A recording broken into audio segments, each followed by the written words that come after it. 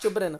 Dear students, आज हम शुरू करेंगे चैप्टर नंबर 4 में। आज हमारा पहला क्वेश्चन है, what are the factors affecting the climate of India. मतलब कि ऐसे कौन कौन से फैक्टर हैं जो हमारे देश के क्लाइमेट को, जलवायु को अफेक्ट करते हैं। ऐसे क्या क्या तत्व हैं, ऐसे क्या क्या चीज़ें हैं, फैक्टर हैं जो भारत की जलवायु को प्रभावित करते हैं।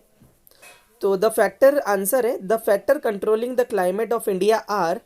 जो फैक्टर्स हैं जो भारत के क्लाइमेट को अफेक्ट करते हैं, तो पहला है लैटिट्यूड, दूसरा है सेकंड है अलेटिट्यूड, तीसरा प्रेशर एंड विंड्स, चौथा है डिस्टेंस फ्रॉम द सी, और पांचवा जो ई है, मतलब इसमें ABCD करके लिखा हुआ है, रिलीफ और माउंटेन्स। लैटिट्यूड मतलब सभी को पता है कि जो चौड़ाई होती है। अलेटिट्यूड वो इसी के साथ में ही। प्रेशर एंड विंड्स मतलब कि प्रेशर मतलब दबाव और विंड्स मतलब हवाएं। डिस्टेंस फ्रॉम द सी समुद्र तल से कितनी दूरी है। और रिलीफ और माउंटेन्स कैसे हैं उस पर डिपेंड करता है, उससे देश का क्लाइमेटिक अफेक्ट होती है।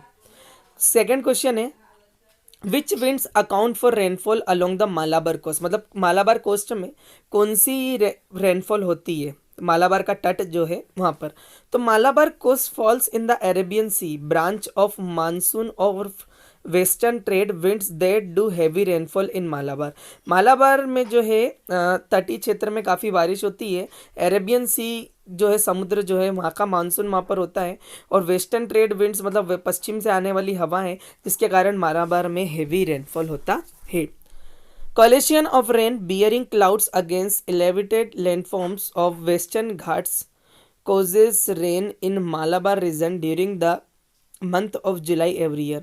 अगर देखा जाए तो कॉलिशन ऑफ रेन मतलब कि बारिश की रुकावट वहाँ के बादलों के कारण, उसके बाद जो लैंडफॉर्म्स हैं, जो घाट्स हैं वहाँ पर, इन क्षेत्रों के कारण हर जुलाई में मालाबार में क्या होती है, बारिशें होती है।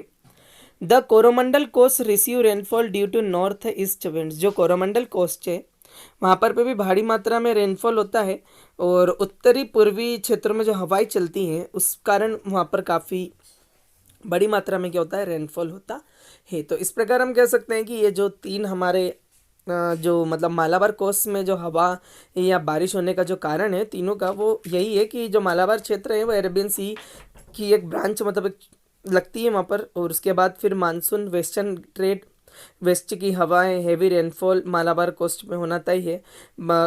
क्लाउड अट्रैक्ट्स हो जाते हैं, साथ साथ लैंडफॉर्म्स हैं, घाट हैं, ओपन क्षेत्र हैं। और एवरी ईयर हमारे यहाँ जब जून जुलाई का महीना होता है, जून जुलाई अगस्त सितंबर बारिश का, वैसे ही महीना वहाँ पर भी होता है जब जुलाई के समय वहाँ क्या होती है, बारिश होती है। तो ये क्लियर हुआ हमें इस आंसर में कि तो which point account of for rainfall along the Malabar coast. इस क्वेश्चन का हमें आंसर क्लियर हुआ कि कौन कौन सी हवाएं हैं जिसके कारण मालाबार में क्षेत्र में बारिश, हेवी बारिश या मतलब सामान्यतः भी बारिश होती है। तो स्थिति हमने इस क्वेश्चन के आंसर के माध्यम से जानी।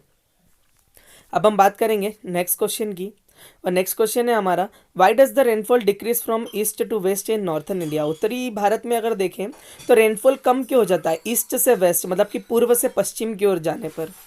तो the rainfall decrease from east to the west in northern India because monsoon rises from the both the Arabian sea and the bay of Bengal. अगर देखा जाए तो बे ऑफ बंगाल और अरेबियन सी दोनों साइड से मानसून उठता है, और रेनफॉल जो है वो ईस्ट से वेस्ट कम हो जाता है। उसका ये कारण है कि which causes heavy rainfall in the Brahmaputra valley. और जो दोनों साइड का रेनफॉल जब उठता है तो ब्रह्मपुत्र की घाटियों में बहुत ज़्यादा बारिश होती है।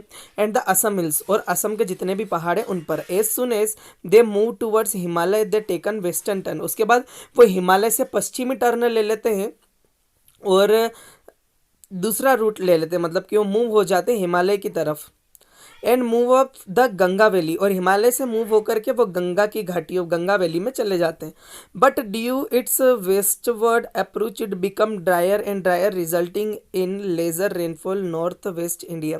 और जब वो मूव होते हैं या एक स्थान से दूसरे स्थान जब जाते हैं ना, तो वो सूखते जाते हैं, जिस कारण क्या होती है, बारिश कम होती है नॉर्थ से वेस्ट इंडिया में, वेस्ट से नॉर्थ इंडिया में। द रिजल्ट उसका यही है कि जब वो हिमालय से टर्न होंगे, और हिमालय से टर्न होने के बाद जब सीधे सीधे वो जाएंगे गंगा वैली में, तो वो वेस्ट में पहुंचेंगे, तब तक वो सूखते जाएंगे, तब उसमें इतनी नमी नहीं होगी। The shrinking moisture level result in decrease in rainfall from east to west. और यही सूखने की जो प्रक्रिया है, नमी कम होने की प्रक्रिया का यही परिणाम होता है कि जो रेनफॉल है वो डिक्रीज़ हो जाता है, मतलब कि पूर्व से पश्चिम तक जब मानसून जाता है तो पूर्व में तो काफ़ी भारी बारिश होती है, लेकिन पश्चिम तक आते आते उसमें नमी कम हो जाती है, जिस कारण वेस्ट में क्या हो पाती है, काफ़ी कम बारिश हो पाती है।